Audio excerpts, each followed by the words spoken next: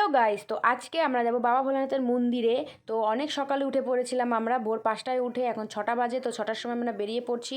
তো আজকের ওয়েদারে এত বৃষ্টি দেখতেই পাচ্ছ, পুরো ভিজে। তো এখানে আমরা বাস স্ট্যান্ডে দাঁড়িয়ে আছি বাস ধরার জন্য। আর শিলিগুড়ি থেকে জলপেশ যেতে প্রায় 1.5 ঘন্টা সময় লাগবে আমাদের। 1.5 ঘন্টা সময় বাসে লেগে যাবে, তারপরে আমরা পৌঁছাতে পারবো। এরপর আমরা উঠলাম টোটোতে। টোটো থেকে বলল 10-20 মিনিট সময় লাগবে পৌঁছাতে। তো টোটোতে আমরা উঠে এখন জল্পেশ মন্দিরের দিকে পৌঁছে চলে যাব। তো আজকের ওয়েদারটা এত ভালো, কোনো কষ্ট বা কোনো কিছু বলে মনে হলো না। আর বৃষ্টি ওয়েদার জন্য আমার বেবিও কোনো ডিস্টার্ব করেনি। আমার বাচ্চা তো খুবই খুশি ছিল, দুগু।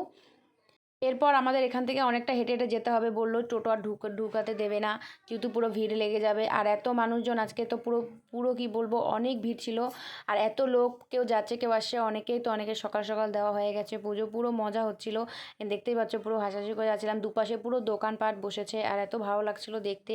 এত মানুষ, আমরা যেদিনকে গেছি এত মানুষ ভাবতে পারিনি যে এত মানুষ দেখতে পাবো, এত মানুষ হবে পুরো এত ভিড়ের মধ্যেও। তা আমরা হচ্ছে গিয়ে হেঁটে হেঁটে আমরা অনেকটা দূর হাঁটতে হয়েছিল আমাদেরকে ওখান থেকে জলপাই মন্দির যাওয়ার জন্য। তারপর আমার দুগু একটু হাঁটা শুরু করলো, দেখে তো সব মানুষ ওর দিকে তাকিয়েছিল আমার দুগুকে, যে দেখছে যে এতটুকু বাচ্চা এরকম করে হেঁটে হেঁটে যাচ্ছে। তো সবাই ওকে দেখে অবাকই হয়ে গেছিলো, কি বলবো। তো আমারও ভালো লাগেছিলো যে আমার দুগু এবার কোনো অসুবিধা আমাকে করেনি। আর আমাদেরও এবার 3জনের মধ্যে কারোরই অসুবিধা হয়নি। আমার খুব ভালো লেগেছিলো, খুব আরাম লেগেছিলো, যেহেতু ওয়েদারটার ওপরে, ওয়েদারটা খুবই ভালো ছিল, কোনো গরম নেই, কোনো ইয়ে নেই, এই জন্য। তারপর আমার দুগু একটু একা একাই বললো হাঁটবে। তো আমার দুগু একা একা হাঁটা শুরু করেছে, দেখতে পাচ্ছে ছোটো ছোটো গুড়ি গুড়ি পায়ে, এই ভালো লাগছে দেখতে। আর সবার পেছনে ওকে দেখতেই আছে। তো এবার মন্দিরের প্রায় কাছাকাছি চলে এসেছি, ওই যে দেখা যাচ্ছে। তা আমি ওইটাই ভাবছি যে দেখা যাচ্ছে মন্দিরটা। তো আমার দুগু এবার ওর বাবার কাছে যাবে। এই যে মন্দিরের কাছে যে পৌঁছে গেলাম, ওই দেখো দেখতেই পাচ্ছ তোমরা যে জল্পেশ বাবা ধামের মন্দির। তো মন্দিরটা খুবই সুন্দর। আর মন্দিরে পুরা মেলা একদম বসে পড়েছে।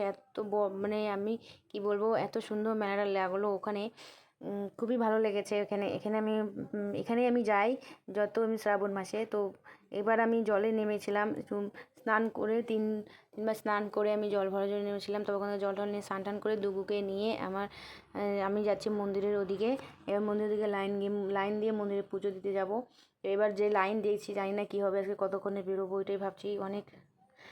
অনেকটা লাইন পড়েছে। তো যাই হোক, ওদেরকে দেখাতে পারলাম না যেহেতু ওখানে অ্যালাউ করছিল না। তো আমাদের যাই হোক পুজোটা তাড়াতাড়ি হয়ে গেছিলো, দিয়ে দিয়েছিলাম। তো এবার আমরা ভাবছি বাড়ি যাব।